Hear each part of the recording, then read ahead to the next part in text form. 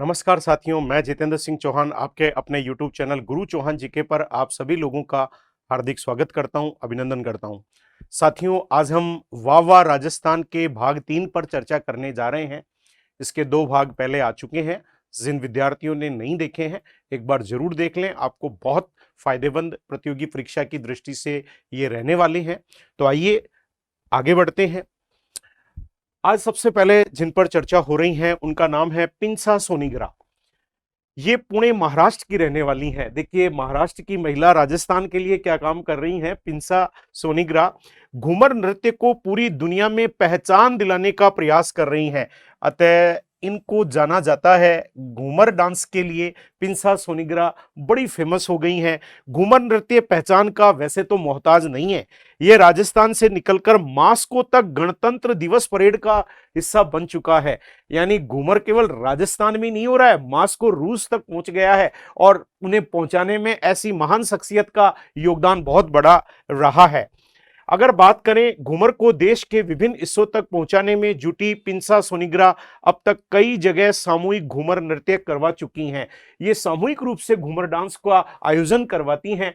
सोनीग्रा को घूमर नृत्य हेतु राष्ट्रीय स्तर की कई संस्थाओं से पुरस्कृत भी किया जा चुका है। इन्हें कई अवार्ड्स भी घूमर डांस के लिए मिल चुके हैं।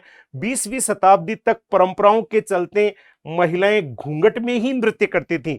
आप जानते हैं, अगर आपने घूमर को देखा हो तो घूंघट रहता है और महिलाएं गोल घेरे में घूमती थी। तो 20वीं शताब्दी तक तो ये घूंघट में ही किया जाता रहा है। लेकिन अब राजमहलों, सामंतों और राजपूत परिवारों में विशेष रूप से यह नृत्य विभिन्न मांगलिक अवसरों पर किया जाता रहा है। लेकिन घर की ड्योढ़ी से निकलकर अब इसकी पहचान दुनिया भर में फैल रही है और इस पहचान को दिलाने में हमारी पिंसा सोनीग्रा का योगदान अमूल्य है, अतुलनीय है।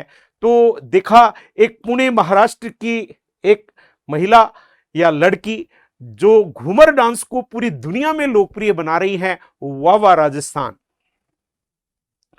आगे बढ़ते हैं, एक धरोहर की पर चर्चा करते हैं। नाम है तोपखाना। जालोर में है। तोपखाना कहां पर है? जालोर में है।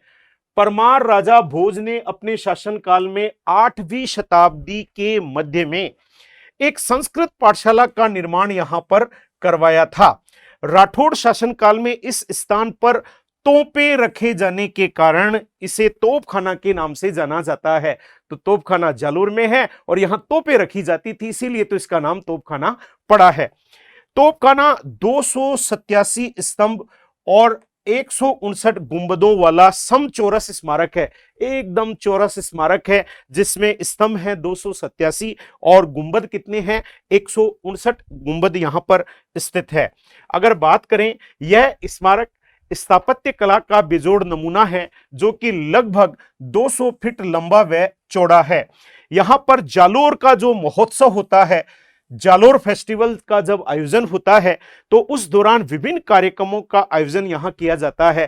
क्योंकि जालोर के महत्वपूर्ण धरोहर में तोपखाना का नाम आता है, तो यहां पर जालोर महोत्सव के दौरान विभिन्न कार्यक्रम भी आयोजित किए जाते हैं। तो एक धरोहर के बारे में जाना जिसका नाम था तोपखाना, वाह वाह राजस्थान। आगे बढ़ते हैं। हमारा एक ड्रोन ऐप है और उस ड्रोन ऐप में हमने बहुत सारे कोर्सेज बनाए हैं। बहुत सारी किताबें हमने ड्रोन ऐप में आपकी सुविधा के लिए डाल दी हैं। आप ड्रोन ऐप को डाउनलोड कीजिए और कोर्सेज और किताबें प्राप्त करने का स्वर्णिम अवसर है। कुछ किताबें निशुल्क भी हमने उस ऐप में प्रदान की हैं, तो उन्हें आप डाउनलोड कर सकते हैं और पढ़ सकते हैं। तो देरी किस बात की, तुरंत डाउनलोड कीजिए ड्रोन ऐप और पढ़ने का मजा लीजिए। आगे बात करें, एक हवेली पर चर्चा करते हैं। नाम है पटवों की हवेली। ठाकुर की हवेली तो सुनी होगी, पटवों की हवेली आज सुन लीजिए। तो इस हवेली का तो राजस्थान की प्रतियोगी परीक्षाओं में इस हवेली के बिना तो प्रतियोगी परीक्षाएं सुनी सुनी नजर आती हैं। पटवों की हवेली कहां पर है? बहुत एग्जाम में आया है, जैसलमेर में है। 1805 ईस्वी में इसका निर्माण गुमान चंद बाफना या पटवा के द्वारा अपने 5 बेटों के लिए करवाया गया था। तो गुमान चंद बाफना या पटवा ने यह हवेली अपने 5 पुत्रों के लिए बनवाई थी। यह हिंदू, सिंध, यहूदी एवं मुगल शैली के मिश्रण से बनी हुई है। यानी कितनी इंपॉर्टेंट हवेली है, कितनी सारी स्थापत्य कला इसमें देखने को मिलती है। और यहां पर 5 हवेली हैं और 5 मंजिला हैं। अपने 5 ही बेटों के लिए बनवाई थी गुमान चंद बाफना या पटवा ने। अगर बात करें, यह प्रश्न भी पूछा जाता है कि पटवों की हवेली क्यों प्रसिद्ध है। यह पत्थर की बारीक कटाई व नक्काशी के लिए प्रसिद्ध है, इसलिए जाना जाता है। यह जैसलमेर की सबसे बड़ी व सबसे खूबसूरत हवेली भी है। जैसलमेर में और भी हवेलियां हैं, सालिम सिंह की हवेली, नथमल जी की हवेली, लेकिन सबसे खूबसूरत कौन सी है? पटवों की हवेली। सबसे बड़ी कौन सी है? पटवों की हवेली। इसका उपनाम ब्रोकेड मर्चेंट की हवेली है। अतः किस हवेली को ब्रोकेड मर्चेंट की हवेली कहा जाता है? वह कोई और नहीं, पटवों की हवेली है। इसमें झरोके कितने हैं? इसमें कुल झरोके हैं 66 यानी 66। एक बार एक एग्जाम में प्रश्न आया, हवेली का अर्थ क्या होता है?